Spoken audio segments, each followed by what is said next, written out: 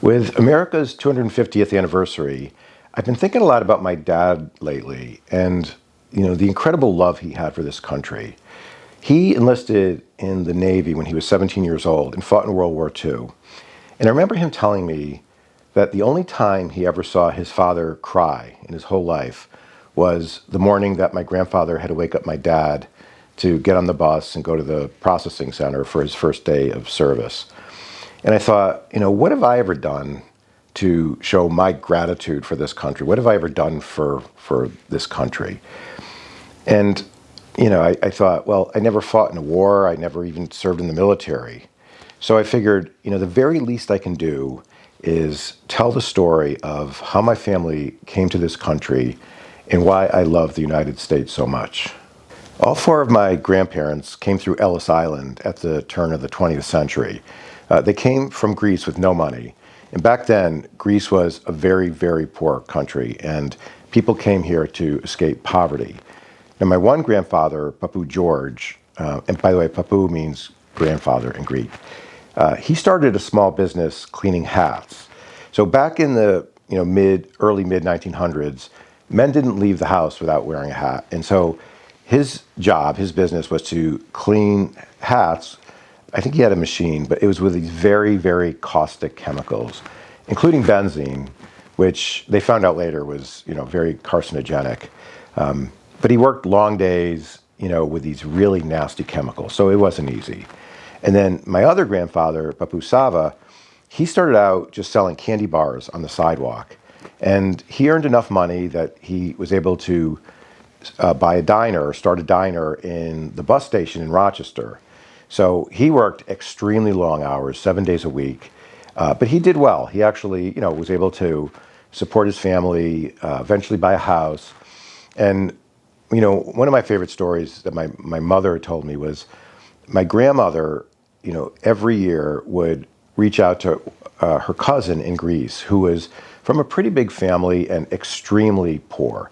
And she would tell her cousin to trace her kid's feet on a piece of paper and send them over to her. And then my grandmother would buy shoes here in the U.S., with the tracings, and then send the shoes back to Greece. And my mom and dad had never been to Greece until they were probably in their 70s. And my mom visited those cousins, and she said it was just so emotional. Like they hugged and they cried, and her aunt, was so incredibly grateful to my grandmother.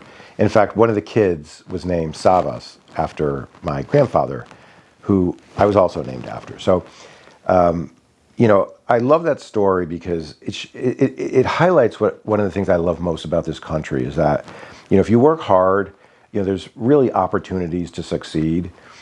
So much so that not only can you provide for, your kids, but you can help out others, your loved ones and others in need as well. I think it's important to note that even though my grandparents did pretty well financially, they were able to, put food on the table and support their kids and eventually buy houses. They also had to deal with a lot of obstacles and challenges, particularly, bigotry of the people that were here.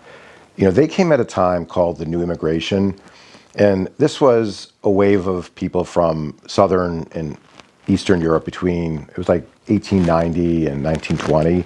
So a lot of the new wave immigrants came from Italy and Greece to escape rural poverty. So they were from sort of out in the country, their families historically made a living through farming, but by the turn of the 20th century, it wasn't going well, and there was just no money to be had, and a lot of them were extremely poor. So they came here to the U.S. to sort of escape that poverty. 3 of my 4 grandparents didn't speak English, so they kind of had to learn while they were here.